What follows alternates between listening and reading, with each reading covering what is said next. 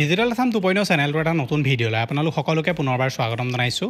আজিৰ এই ভিডিঅ'টোত মই আপোনালোকৰ কাৰণে তিনিটা গুৰুত্বপূৰ্ণ আপডেট লৈ আনিছোঁ আৰু তিনিটা আপডেটে আপোনালোকে জনাটো বহুত বেছি প্ৰয়োজনীয়।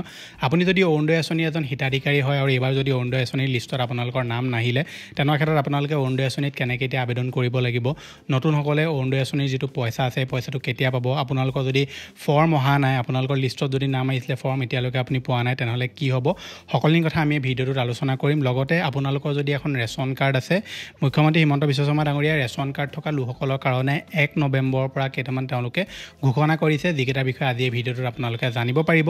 লগতে এইবাৰ যদি আপোনালোকে মেট্ৰিক পৰীক্ষা দিব, মেট্ৰিক পৰীক্ষাৰ্থীসকলৰ কাৰণেও মুখ্যমন্ত্ৰী ডাঙৰীয়াই এটা ঘোষণা কৰিছে। গতিকে আটাইকেইটা ইনফৰমেশ্যন আপোনালোকে এই ভিডিঅ'টোৰ পৰা সবিশেষ জানিব পাৰিব।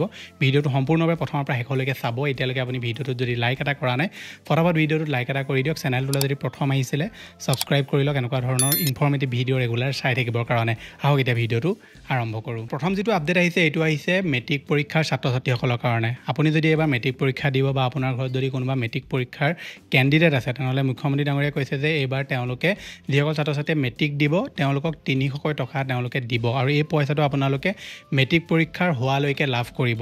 যিসকল ছাত্ৰ ছাত্ৰী ধৰি লওক দুখীয়া দৰিদ্ৰ লোক হয় তেওঁলোকে এই যিটো পইচাটো লাভ কৰিব, কিন্তু যিসকল প্ৰাইভেটত পঢ়ে তেওঁলোকক এই পইচাটো দিব নে নিদিয়ে সেইটো বিষয়ে মই 100% কনফাৰ্ম নহয়। সম্ভৱতঃ তেওঁলোকে নাপাব চাগে এইটো পইচা। যিসকল ধৰি লওক চৰকাৰী স্কুলত পঢ়ে তেওঁলোকেহে এই যিটো 300 টকা পইচা এই পইচাটো লাভ কৰিব। গতিকে এইটো কেনেকৈ এপ্লাই হ'ব, কি হ'ব, এতিয়ালৈকে তেওঁলোকে একো আপডেট দিয়া নাই। এপ্লাই হ'ব নে ডাইৰেক্টলি তেওঁলোকে পইচাটো দিব, ইয়াৰ ওপৰত তেওঁলোকে অফিচিয়েল যেতিয়া নটিফিকেশ্যন দিব তেতিয়াহে আমি জানিব পাৰিম। গতিকে আপোনালোকৰ স্কুলসমূহত আপুনি খবৰ কৰি থাকিব যেতিয়া ইয়াৰ কিবা ইনফৰমেশ্যন আহে, কিবা ফৰ্ম ফিল আপ যদি হয় বা ডাইৰেক্টলি যদি পইচাটো দিয়ে তেতিয়াতো প্ৰব্লেম নাই। যদি তেওঁলোকে কিবা ফৰ্ম ফিল আপ কৰোৱায়, আপোনাৰ যিহেতু বেংকৰ ডিটেইলছ তেওঁলোকে ল'ব, গতিকে এইখিনি প্ৰচেছ যেতিয়াই হ'ব আপোনালোকে সেইখিনি ধুনীয়াকৈ ফিল কৰিব যাতে এই যিটো পইচা এই পইচাটোৰ পৰা আপোনালোক বঞ্চিত নহয়। আগবাঢ়িছে পিছৰটো আপডেটলৈ, যিটো আহিছে ৰেচন কাৰ্ডক লৈ। আপোনালোকৰ হাতত যদি এখন ৰেচন কাৰ্ড আছে বা আপুনি যদি নতুনকৈ এবাৰ ৰেচন কাৰ্ডৰ কাৰণে এপ্লাই কৰিছিলে তেনেহ'লে যোৱা কেইমাহমানৰ আগত অসম চৰকাৰে ঘোষণা কৰিছিলে যে ৰেচন কাৰ্ড থকা লোকসকলক তেওঁলোকে এতিয়া আৰু কেইবিধমান বস্তু কম মূল্যত দিব। এতিয়া মুখ্যমন্ত্ৰী ডাঙৰীয়াই কৈছে যে 1 নৱেম্বৰৰ পৰা আপোনালোকে দাইল, নিমখ আৰু চেনি এই তিনিবিধ সামগ্ৰী আপোনালোকে ৰেচন কাৰ্ডটো থাকে যদি আপোনাৰ আছে তেনে ক্ষেত্ৰত আপুনি যেনেকৈ আগত চাউল পায় তেনেহ'লে দাইল, চেনি আৰু নিমখ এইকেইটাও আপোনালোকে কম মূল্যত এতিয়া ৰেচনৰ দোকানৰ পৰা আপোনালোকে লাভ কৰিব বুলি কৈছে। গতিকে ৰেচন কাৰ্ড যদি আপোনালোকৰ আছে তেনেহ'লে 1 নৱেম্বৰৰ পৰা এইখিনি আপুনি কালেক্ট কৰিব পাৰিব। কিন্তু আপোনালোকে যদি এতিয়ালৈকে ৰেচন কাৰ্ড ওলোৱা নাই আৰু আপুনি যদি ৰেচন কাৰ্ডৰ কাৰণে যোগ্য হয় তেনেহ'লে ওচৰৰ যি আপোনাৰ ৰেচনৰ দোকানী আছে তেওঁলোকৰ লগত যোগাযোগ কৰি চাব। যদি তেওঁলোকে ফৰ্ম দিয়ে আপুনি ফৰ্মো ফিল কৰিব পাৰে আৰু ফৰ্ম ফিল কৰি আপোনালোকে যি ৰেচন কাৰ্ডৰ সুবিধা সেইটো আপোনালোকে ল'ব পাৰিব। কাৰণ ৰেচন কাৰ্ড থাকিলেহে আপোনালোকে যিটো জানে যে অৰুণোদয় আঁচনি পইচা লাভ কৰে, ৰেচন কাৰ্ড থাকিলে আপোনালোকে যিটো আয়ুষ্মান কাৰ্ডৰ সুবিধা সেইটো আপুনি ৰেচন কাৰ্ড থাকিলেই লাভ কৰিব। গতিকে বহুতো লোক এনেকুৱা আছে যি ৰেচন কাৰ্ডৰ যোগ্য হয় কিন্তু তাৰপাছতো তেওঁলোকে ৰেচন কাৰ্ডখন নুলিয়ায়।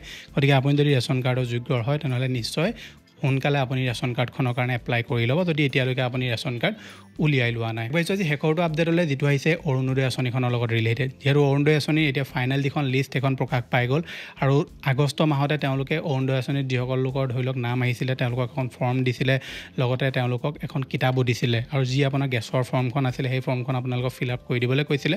গতিকে নিশ্চয় আপোনালোকে সেই ফৰ্মসমূহ লাভ কৰিছে। বহুতো মানে মোক কমেণ্ট কৰি আছিলে যে তেওঁলোকৰ যিখন লিষ্ট আছিলে সেই লিষ্টখনৰ নাম আছে, অৰুণোদয় লিষ্টখনৰ নাম আছে, কিন্তু তেওঁলোকে এই যিখন ফৰ্ম আছিলে ফৰ্মখনো এতিয়ালৈকে লাভ কৰা নাই বা কিতাপো লাভ কৰা নাই। গতিকে আপুনি আপোনাৰ পঞ্চায়তত এবাৰ খবৰ কৰিব বা ৱাৰ্ড মেম্বাৰৰ লগত আপুনি যোগাযোগ কৰক। যিহেতু চৰকাৰে এইটো আগষ্ট মাহতে কমপ্লিট কৰিবলৈ কৈছিলে, গতিকে কিবা কাৰণত তেওঁলোকৰ অকণমান দেৰি হ'বও পাৰে।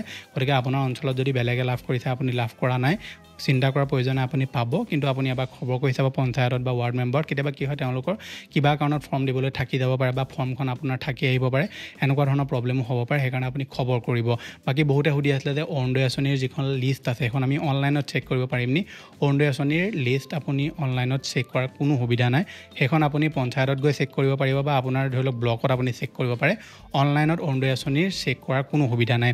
এতিয়া মুখ্যমন্ত্ৰী ডাঙৰীয়াই অৰুণোদয় আঁচনিক লৈ যিটো গুৰুত্বপূৰ্ণ ঘোষণা কৰিছে সেইটো হৈছে কি, যিসকল জীৱিকা সখী বাইদেউ আছে তেওঁলোকে যিটো অৰুণোদয় আঁচনিৰ পইচা সেইটো এতিয়া অট'মেটিকলি পাব বুলি কৈছে। লগতে যিসকল ধৰি লওক মহিলাই অৰুণোদয় আঁচনিত আবেদন কৰিব নোৱাৰিলে কিবা কাৰণত বা লিষ্টত তেওঁলোক কিবা কাৰণত নাম নাহিলে, কিন্তু তেওঁলোক যদি যোগ্যৰ হয়, ৰেচন কাৰ্ড আছে, আধাৰ কাৰ্ড আছে, সকলোবিলাক নথি পত্ৰ আছে, তেওঁলোক যোগ্যৰ হয়, তেনেকুৱা ক্ষেত্ৰত তেওঁলোকে এতিয়া ডাইৰেক্ট ফৰ্ম ফিল আপ কৰিব পাৰিব বুলি কৈছে গতিকে আকৌ ফৰ্ম আপোনালোকৰ আহিব বুলি কৈছে গতিকে মুখ্যমন্ত্ৰী ডাঙৰীয়াই এই কথা কৈছে কেতিয়া ফৰ্ম আহিব কি আহিব ইয়াৰ ওপৰত কোনো ডিটেইলছ দিয়া নাই গতিকে আপুনি পঞ্চায়তত খবৰ কৰি থাকিব ৱাৰ্ড মেম্বাৰৰ লগত আপুনি যোগাযোগ কৰি থাকিব যেতিয়া আপোনালোকৰ ধৰি লওক ফৰ্ম আহে সেই ফৰ্মসমূহ আপোনালোকে ফিল কৰি জমা কৰি দিব যদি আপুনি অৰুণোদয় আঁচনিত এইবাৰ যিখন লিষ্ট আহিলে লিষ্টখনৰ পৰা যদি আপুনি বঞ্চিত হৈ গ'ল আপুনি যদি যোগ্য আছিলে তাৰ পাছতো অৰুণোদয় আঁচনি আপুনি পইচাটোৰ কাৰণে লিষ্টেড নহ'লে তেনেকুৱা ক্ষেত্ৰতে আপুনি এখন ফৰ্ম ফিল আপ কৰিব অন্যথা আপোনালোকে ফৰ্ম ফিল আপ কৰিলেও কোনো ধৰণৰ পইচা লাভ নকৰে অৰুণোদয় আঁচনিত যিসকলে নতুনকৈ আবেদন কৰিছে যিসকলৰ লিষ্টত নাম আহিলে ফৰ্ম পালে কিতাপ পালে তেওঁলোকৰ যিটো পইচা এইটো 17 ছেপ্টেম্বৰৰ পৰা দিয়া হ'ব গতিকে আপুনি 17 ছেপ্টেম্বৰ আগতে